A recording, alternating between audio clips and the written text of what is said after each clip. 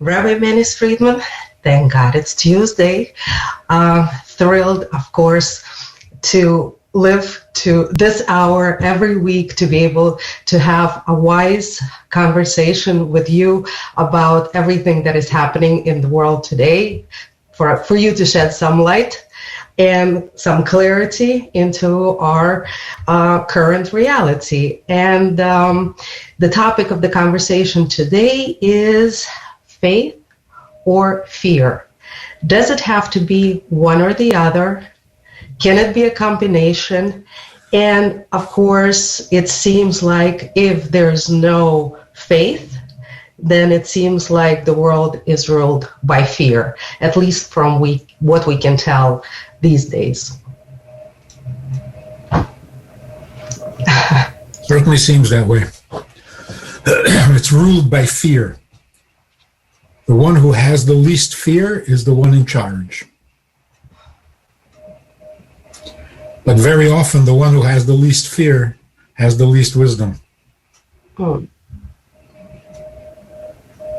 does that work? Because there is what to be afraid of. So if you don't have fear, you don't really have wisdom.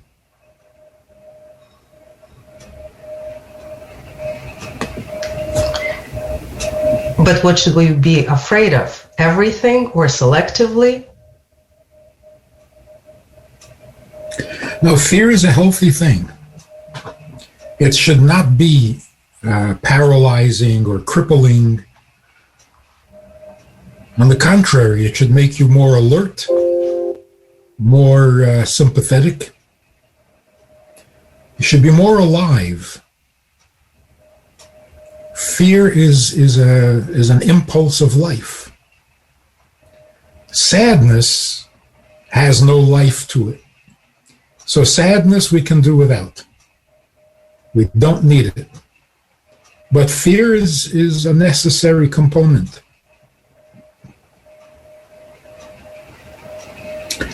So do you get rid of all fear if you have faith? That's a very good question. The people who have true faith have no fear? It doesn't seem that way. In the Torah, the greatest, most saintly people expressed fear. Yaakov was afraid of his brother Esav. Genuine fear. How could that be? Was it a lack of faith? On the contrary, in his faith, he understood that safety comes from virtue. The better man prevails. And he felt that Esav had certain virtues greater than his own, and therefore he might prevail. So they were not without fear, but the fear never stopped them. On the contrary, true faith it motivated them to try harder, to pray, to plan. So, the expression, there's nothing to fear but fear itself, not always true. The fear itself, you don't have to be afraid of. But if it paralyzes you, then it's a problem. So what determines whether your fear is healthy or paralyzing? Your faith. To keep it balanced, you have to have the faith in the time of fear. So the faith does not take away the fear, but it makes it useful, productive, rather than destructive and paralyzing. So fear is one of the great virtues. We always talk about the fear of heaven, the fear of God. So basic, so necessary. Children growing up today, I'm talking to you now from Minnesota. We have curfews now because there's rioting, because there's violence. And all the rioting comes from a lack of fear.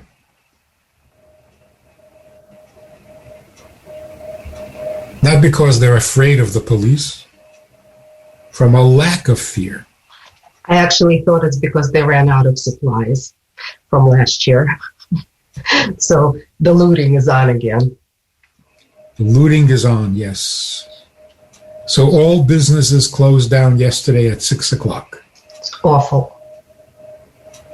So everybody suffers from this. And it's a lack of fear. The Rebbe once pointed out, there is a kind of crime that comes from poverty. And then there's a type of crime that comes from affluence. The strange thing is that today, the people who are poor commit the crimes of affluence. That's a strange... The crimes that people who are affluent commit come from the feeling of entitlement. I'm rich, I'm famous, I'm powerful, I'm entitled. So yes, I'll cheat and I'll take advantage of other people. That's the kind of crime that comes from affluence.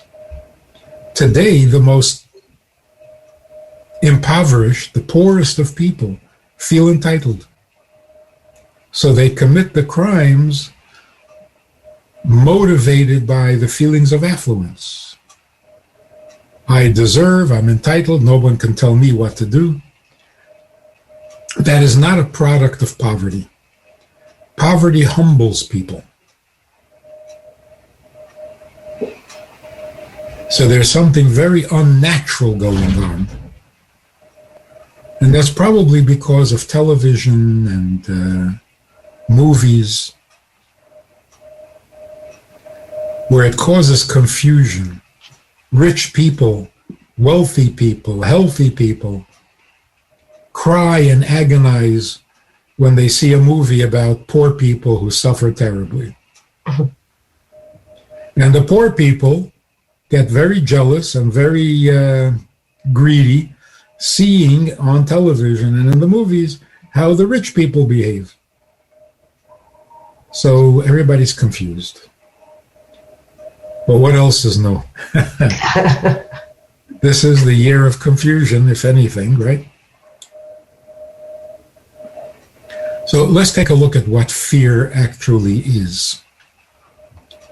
What are the origins of fear? Where does it begin? And it doesn't matter whether you're afraid of a virus, or you're afraid of your shadow, or you're afraid of superstitions. Fear is the same. What you're afraid of, that's up to the individual. But fear is fear. So where does it begin?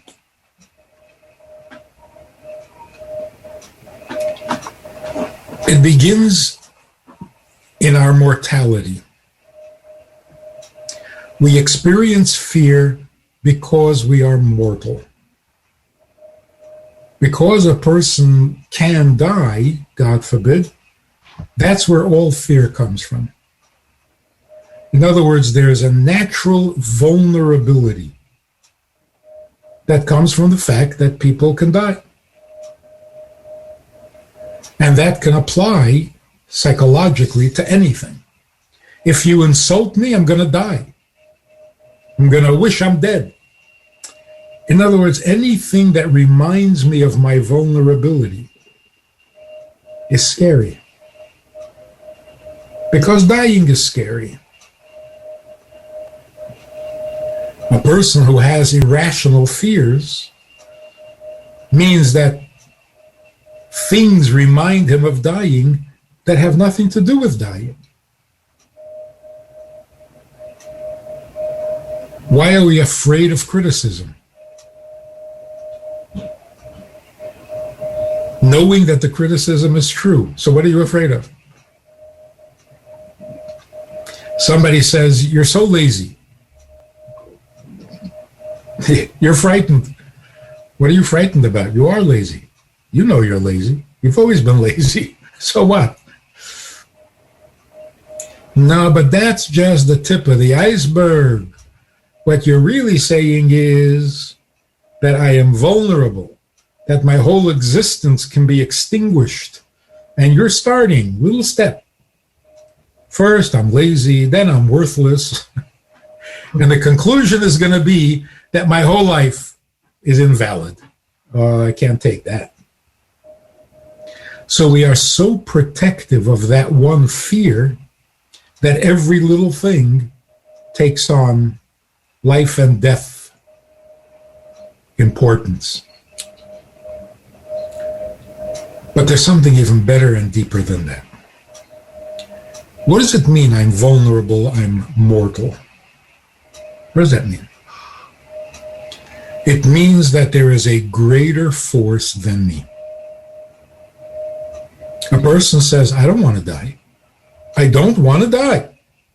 Well, really not up to you, is it? No, but I really, really don't want to. I am determined. Yeah, well, that's nice, but you can't fight it. In other words, there is something much more powerful than you. Is that scary?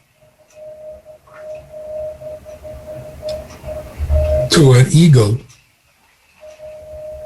it would be scary. The ego that tries to convince itself I am the most powerful is frightened by the thought that he's not. But take away the exaggerated ego. The fact that there is something more powerful than me doesn't frighten me. It humbles me. I recognize the truth. I am not the most powerful force in the world. So not only can't I control the end of life, I never really controlled the beginning of life. So I can't decide birth and I can't decide death. I'm humbled. There's nothing frightening about that. In fact, it's a little reassuring. I don't have to protect my life in order to live. There's a stronger force. When it wants me to live, then nothing will harm me. And if it doesn't want me to live, then nothing will protect me. So it's a relief.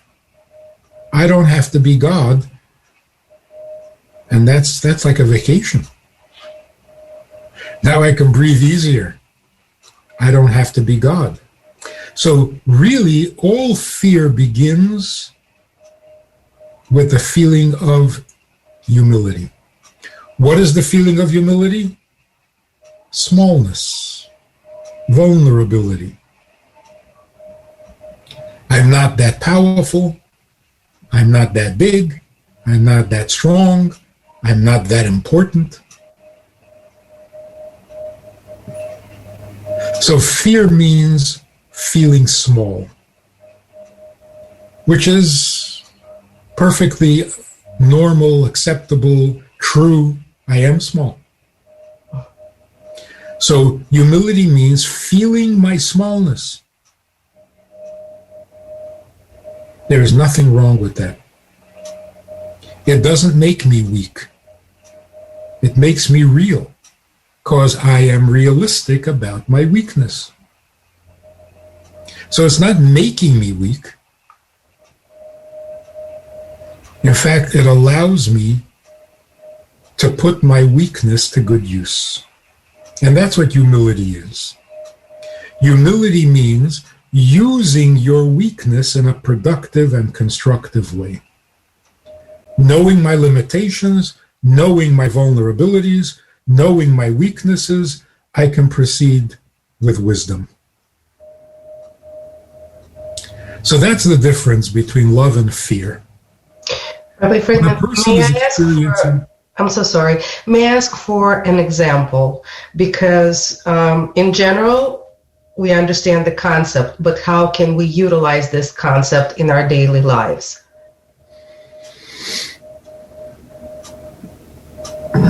An older chassid related this little incident.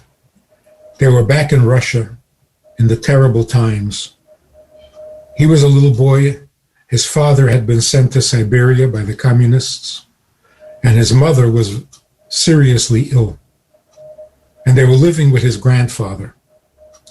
And his grandfather said to him, he was 11 years old, his grandfather said to him, "Run and call the doctor." And the boy said, I don't know what to say to a doctor. I don't know how. And his grandfather said to him, "Your arrogance is completely out of control. Go get the doctor." And at the time, he didn't understand. What arrogance?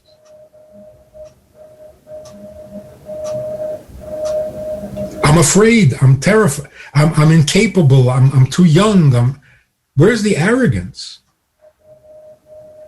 But when he grew up, he realized if your humility, if your smallness prevents you from doing what needs to be done, then it is not humility, it's arrogance, it's self-defense. I'm going to go. What if I get lost? What if I say the wrong thing? What if a doctor doesn't want to come? I'm afraid to talk to a doctor. He's scary. So your mother needs a doctor, and you're sitting there thinking what you're comfortable with, what you're not comfortable with, what you're good at, what you're not good at. So his humility, had he tuned into it, would have propelled him to the doctor. This is not about me. My mother needs a doctor. I go. Am I capable? No. Am I courageous? No. But it's not about me. Now it's about my mother. So it never even occurs to him, I don't know, I'm not good at it, it's not my thing. What if I fail? So humility can be an empowering thing. Because of humility, I can do what needs to be done. Wow. Whereas if I'm self-conscious, if I'm self-protective, then I don't want to risk it. Even for your own mother's health. So the difference between love and fear. Love is the feeling of fullness. I'm fine. In fact, how do you know that you really love someone? One of the signs is that if you're feeling burdened by life's burdens, and you meet the person you love, your burdens are not that heavy anymore. You're fine, you'll handle your burdens. That's what love does. Not being loved, loving. If you really love someone, I don't know what the chemical reaction, the endorphins or whatever it is, but when you're feeling love, your burdens are not so intimidating because you feel whole. The opposite of that is fear. Fear means when you feel small and insignificant. So when you're in the presence of a really great person, you're humbled. That's the beginning of fear. That's the origin of fear. When that feeling of humility, of smallness, deteriorates into fear, then it becomes paralyzing. But at its origins, it's empowering. So in today's world, where we are so confused and we really don't know, and we feel so vulnerable, we have the option. You can let this vulnerability or weakness, you can let it humiliate you, or you can let it humble you.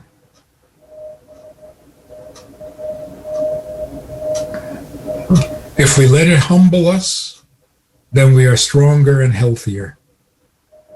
If we feel humiliated by it, then we're frightened. Then we start to worry about our existence. Am I going to survive this? So where does faith come in? I guess faith is what determines whether you are humiliated or humbled. And that's true of every negative experience. Every negative experience is simply a reminder that you're not Superman. Is that humiliating or is that humbling? It's up to you. You can let it humiliate you. Like if you slip on a banana peel in front of a group of people. How humiliating. Or how humbling is that? So imagine somebody slips on a banana peel, very embarrassing, very, very public embarrassment. And the guy gets up or she gets up and says, human beings think they're so great and a banana peel can bring you down. Not humiliated, humbled. Yeah. Rabbi Friedman, but what do we do? How do we retaliate or act when the fear is being forced upon us? When it's a forced fear, which is what's happening right now. I mean, realistically, everybody is supposed to get a COVID shot now. Even the group up to 45, which realistically by all statistics have almost a zero fatality rate, yet it might become mandatory. And another big question is, why is Israel leading this whole movement? They're the first ones who have submitted to this vaccination craziness. So just a lot of questions there, about the world in general and the Jewish state in particular. Let's talk about the Jewish state in particular. Okay.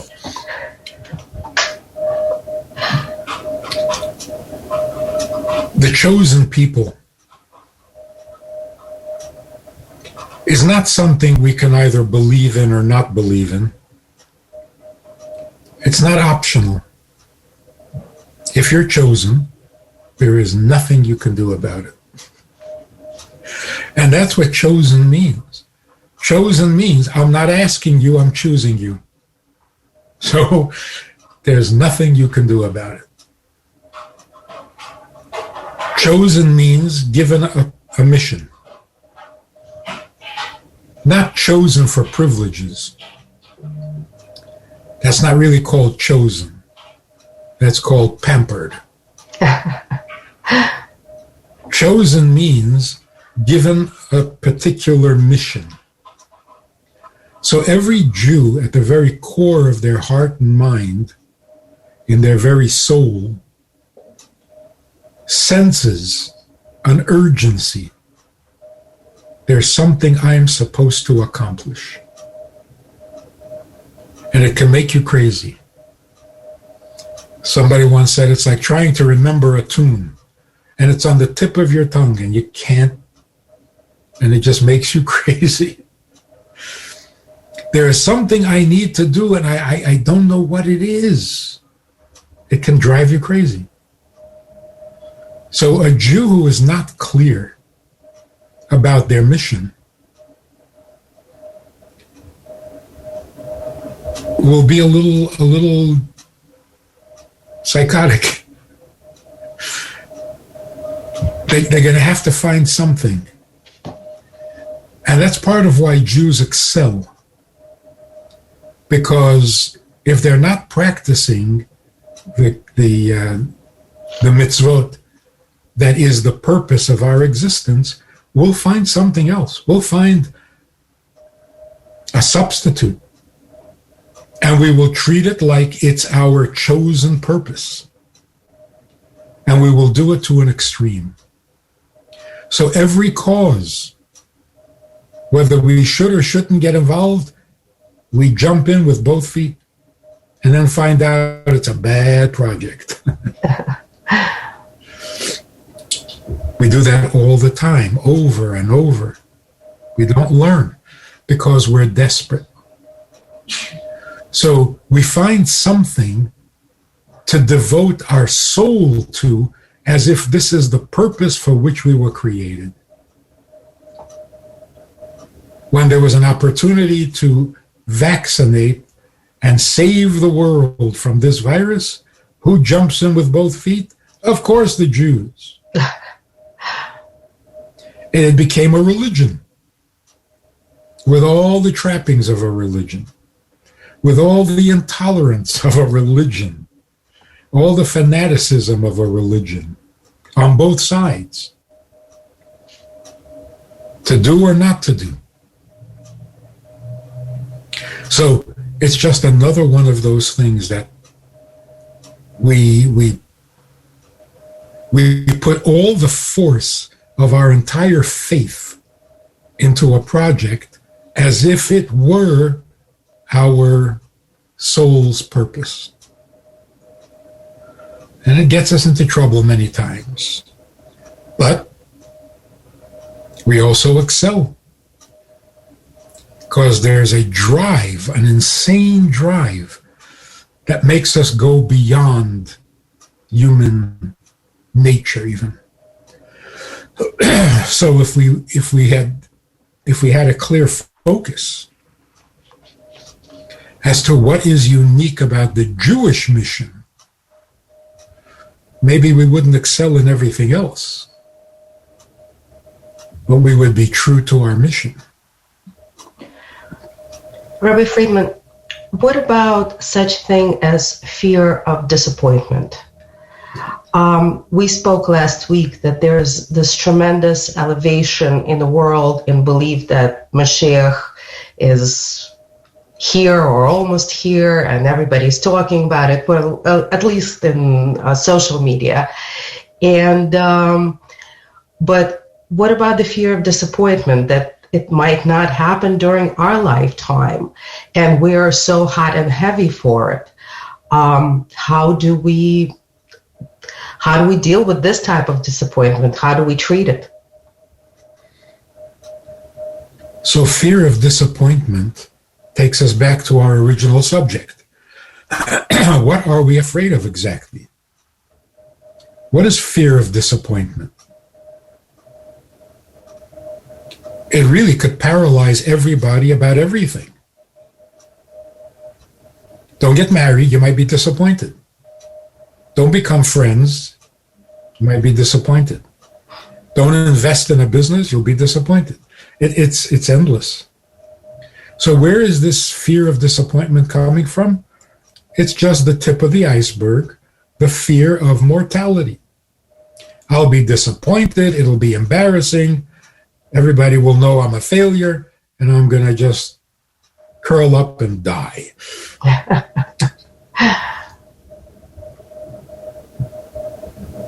Humility takes away that fear. And again, humility doesn't mean I think I'm stupid. Humility means I know I'm not God. That's basic.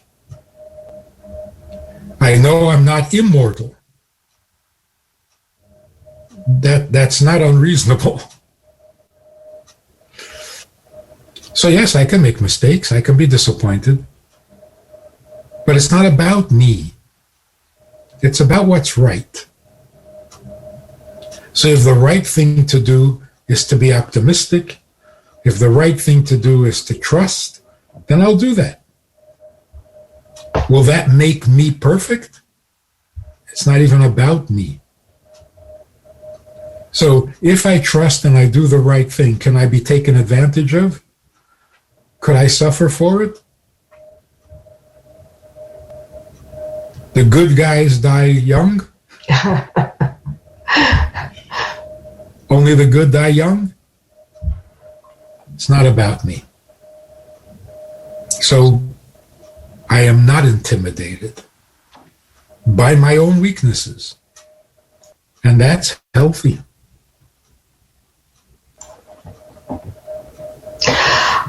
There's also a fine line. People are afraid of being humble.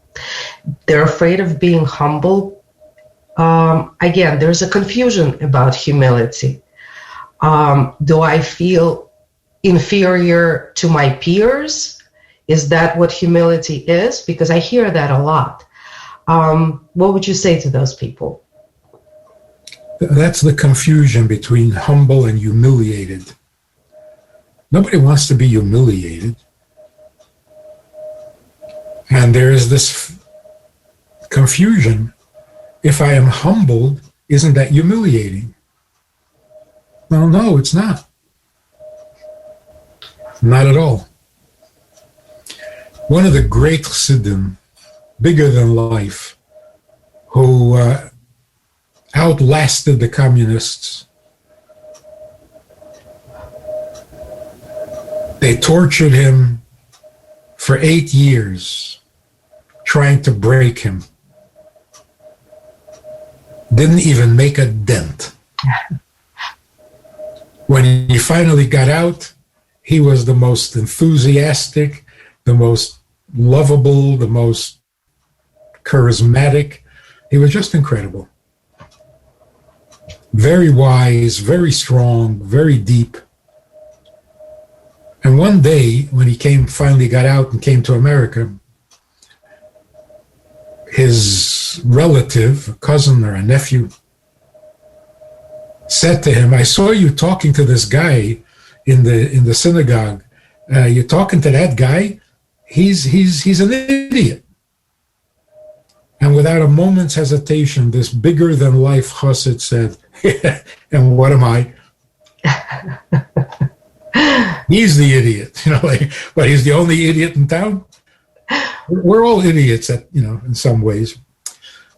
It's not humiliating. It's humble. What? You've never been an idiot? Somebody calls you a liar.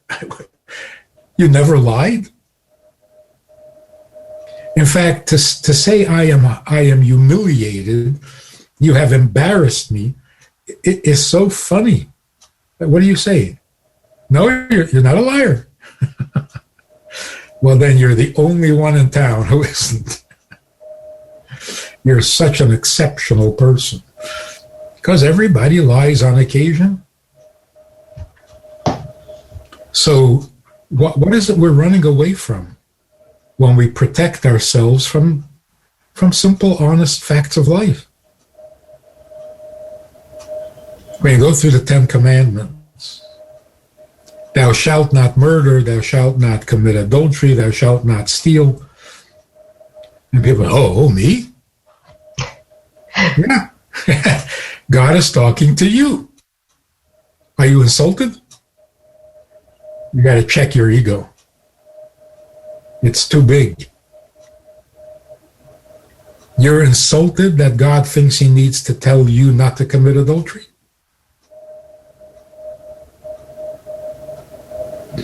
You're insulted that God tells you not to steal? You shouldn't be. Even to murder, you shouldn't be. You haven't really wanted to murder anybody lately, but that doesn't mean you're not vulnerable to it. Given the right circumstances and somebody gets you angry enough, you're capable. Maybe not capable of murdering, but wanting to murder? And Jackie Mason says, every Jew almost killed somebody. I was ready to kill him. Rabbi Friedman, what about fear of the unknown? People create all kinds of scenarios in their heads because they're trying to figure out how things are going to unfold. And sometimes that becomes paralyzing as well. What advice would you give about the fear of the unknown? I don't think there is a fear of the unknown. Unknown is not scary. What scares me is what I do know. It's like this guy said, I have no fear of flying. Crashing scares me. But I have no fear of flying. We have no fear of the unknown. We have the fear of what we imagine is going to happen in the unknown. We're going to burn, we're going to suffer, we're going to be tortured. Oh, that's not unknown. So it's what we know that scares us. The unknown is even in some way comforting. Nothing. There'll be nothing. That's not so scary. It's what will be that's scary. Or some wise man once said, I don't care who my enemies are. They don't like me. They don't like me. I'm more worried and I'm more concerned about my friends. If you have a friend who's no good, that's much worse than an enemy. So it's not what I don't know, it's what I do know that scares me. So a person who says, I don't know about life after death, I don't know, probably nothing going on there, but I am so afraid of it. You're afraid of it because you know that there is something going on there. You don't just fade to black. There's an account that you have to give. Questions will be asked. Your life will be reviewed. A lot of stuff going on, and it's not necessarily comfortable. So that's where the fear is. And again, if it's subconscious, if there's a fear that we can't identify because we claim not to believe. So are people afraid of going to hell? Everybody is. What about those who don't believe in hell? So there was a student once in the university here. He comes running to the Chabad house. And he says, Rabbi, am I going to hell? I said, I don't know. What have you been doing lately? He says, seriously, am I going to hell? I said, you came a long way from Minneapolis to St. Paul just to ask that question. Why didn't you ask your rabbi in Minneapolis? He says, I did. I said, what did the rabbi say? The rabbi said, we don't believe in hell. I don't remember if it was a reform or conservative, but the rabbi said, we don't believe in hell. I said, so? You're not happy with that answer? He says, no. I don't care what you believe. I want to know if I'm going there. He says, if I end up in hell, what am I going to say? My rabbi doesn't believe in this? Everybody is afraid of hell because it's true. There is such a thing. Believe in it, don't believe in it, it scares you. We are on a mission. You believe it, you don't believe it, it's true. There's a mission implanted in your DNA. You can make believe you don't know. You can claim you don't believe. You can try to deny it, but it's not going to go away. It's real. So to know what it is we're afraid of, to know exactly what hell is so helpful, even to the biggest atheist. So then why are people so afraid of knowledge? Of marriage? Knowledge. Are people afraid of knowledge? If they weren't, wouldn't they be more anxious to know?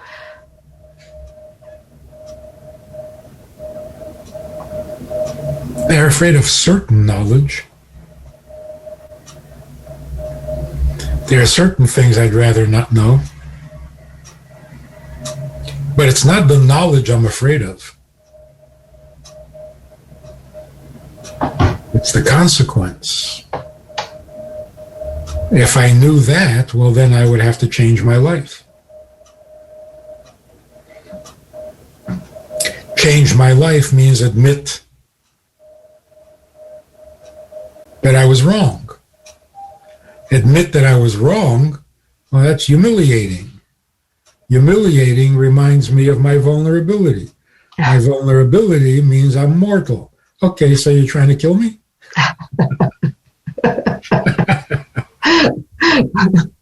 So we're back to square one. Amazing, Rabbi Friedman. Absolutely amazing. I mean, another phenomenal program full of wisdom and knowledge, and just something that we don't really think about on a daily basis unless we have you with us. And Rabbi Friedman, I wanted to say something. One time I came up to you and I asked you a question that was probably around a year ago. And I said, Rabbi Friedman, when is Mashiach coming?